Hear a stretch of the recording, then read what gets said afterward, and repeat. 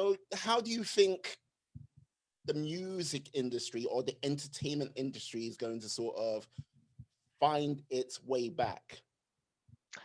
Well, yes, indeed. That is a good question. Well, in my estimation, like I said, I believe that, I think the reports of 70% of venues not being able to come back, I think that's a bit overstated. So in my mind, yes, there's going to be some downfall. So okay, let's say a third of those don't come back. Okay, I still think the industry will push forward because okay, once things are set in place, what happens? Entrepreneurs, new places will pop up. Mm. So that's what's going to happen. So I think the industry as a whole will kind of fall back into what it was. But I believe, and this once again, this was happening before the shutdown. There is no better time to actually be an independent artist than now. The power is being slowly but surely drained from the major labels because I could, I'm here in my setup. I could make a record right now and release it to all the streaming platforms in a matter of hours. Mm. Before I needed to, I need to go to a studio, have my my master pressed, then make copies, and then actually negotiate with a record store or any retailer to carry it, and then haggle with them about the prices. Now I could go here, make a record, send it to the digital distributor, have my song released in a week. It is out to all the major streaming platforms, and now it's on me to advertise as an independent artist, do my thing, and put the money behind ads or whatever I need to do to promote it. It's on me. Now, obviously, you want a record company with their massive amounts of money and resources behind that promotion, but at the same time, they decide when you release something. They decide when you can record something. Another big thing about being an independent artist is collaborations with other independent artists. That's another way how you boost your exposure out there. The record label says, no, that artist is not big enough. You're not collaborating with them. Anti. Um, I decide the date of my release. Record label, we're releasing we're releasing Taylor's album this week, so we're gonna push you off about 4 months. Got it. Got it. Yeah. It's frustrating.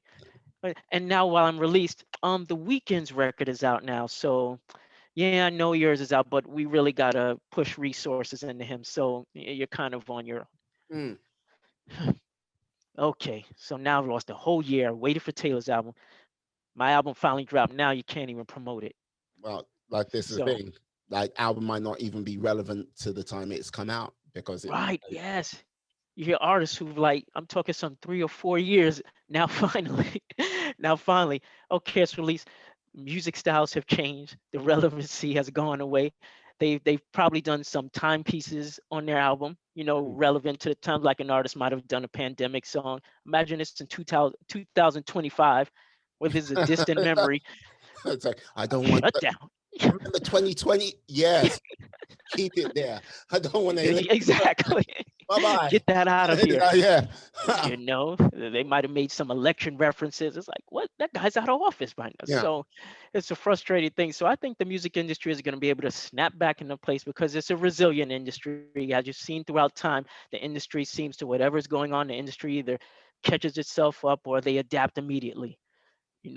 Just like when streaming even first came available with Napster and all these free services like LimeWire, music industry Oh had God, it's like, long what way. are we gonna do? These people are getting stuff for free.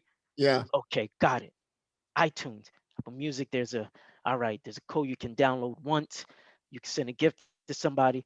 They sued LimeWire and stuff. They got Napster under wraps. Music industry adapts. Even CDs was a problem at first. You could rip a CD and get all the songs. You could buy a CD and rip the songs off and send it to your friends. My God, we're losing all this revenue. What are we gonna do? So yes, I think we will snap back into place. I just hope that the percentage of people who decide to give, because there are going to be people to listen. I have to move on. Mm. There's a lot of musicians who this is it. There's a 9 to 5 musician who can kind of work their way through this. So like, okay, I can ease this through when things get back to normal. But there's people who solely live by this, and they're like, hey, I have to move on and do something else.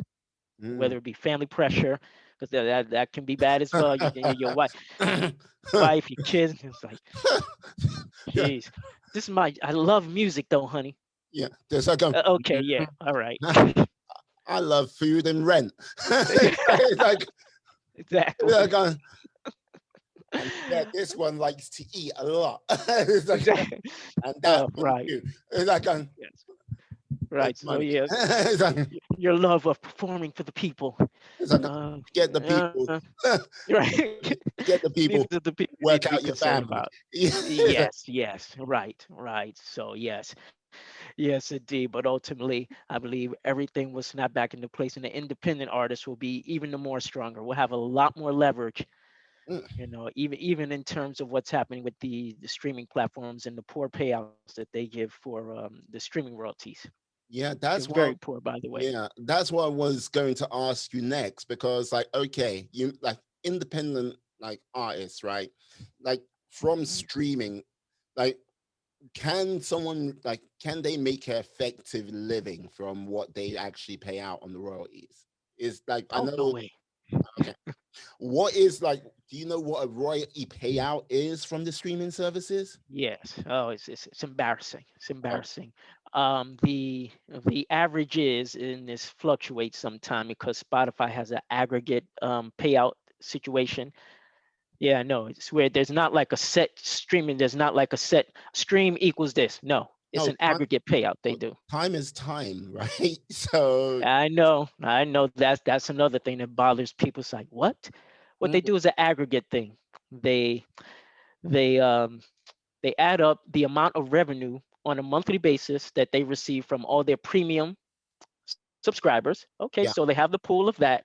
Now they distribute that percentage wise. Let's say Taylor Swift got 30 million streams this month. They would do the calculation. Okay, she deserves this much of the pot, and then it goes out therefore by a percentage. Oh, Yeah. So, but the range is like 0.004 of a cent is what you get per stream. That's the range on a monthly basis. So a million streams on Spotify is about $12,000. So as you see, no one can live off that. It's nice. It's nice to have, but someone thinking like, yeah, I'm gonna kill it in the streaming game. No, no, no, not at all. You need perform. That's why live performing, being able to sell merchandise is so key to maintain yourself as an artist. The streaming thing is it boosts your exposure. That's what it's there for in my mind. As far as money, it's nice. Like yeah, like for instance, what did I see? I saw a $76 distribution for some streams I had recently got, which once again that's absolutely nothing. But okay, who's going it's a thing you take, but yes, there's no one that's going to be moving into a mansion and buying cars from no. their distribution from streaming. No, Oh, no. And the major artists like Taylor Swift has made so much noise about this because I mean she racks up more streams than anybody. And can you imagine this? A million. I mean, let's say she does about 30 million streams. So mm, okay, 12,000, and still that's not a lot of money for 30 million streams. You no, know. no. Like this is the thing. Like what also with like regards to a platform like Spotify, Hmm. with like okay, now they're caught like kind of doing a more of a shift to what we're doing right now. Right? Yes, Uh, absolutely. That's so strategic. yeah, so is like a platform like Spotify ideal now for a independent artist, or would they need to sort of find other fare? Because like podcasts, okay, a podcast is not a short thing. Okay, like it Right. can be anything from half an hour to okay, if you're doing Joe Rogan levels, like three and Oh a my half to goodness. 4 hours. It talks forever. Yeah, Yes. but you get what Right. I mean, and that's a Yes. lot of time. That's literally thousands of like potential like independent records which are not being listened to because someone's listened to the actual Listen to a podcast. podcast. Yes. Yes, indeed. No, well, not in its essence. No, it's not. I mean, Spotify's a tech company. Mm, and they're utilizing their technical capabilities to disseminate music to the public. So, their platform was, yeah, we're a music company, although they've made efforts to. I mean, at one time, an artist could distribute directly to Spotify. So that raised the eyebrows of the entire industry. People thought Spotify's trying to become a record label. mm, If you could distribute directly for them, but once again, just like with anything, they've done what do you call it? They've tested out certain things, like with the distribution. And at one time, it did look like they were trying to become a record company. I said, okay, that's not proper. Threw it away. So now with the shift to podcasting, yes, I feel at some point, I mean, the music is going to be on the back burner. mm, They want to be a podcast because, in fact, Spotify hasn't made a profit, okay, off of disseminating music to the public. Yes, they get billions of dollars from these monthly subscribers, but the operations and the overhead of actually running Spotify, they haven't made a profit. mm. So they feel the podcasting will put them in a position to actually make a profit.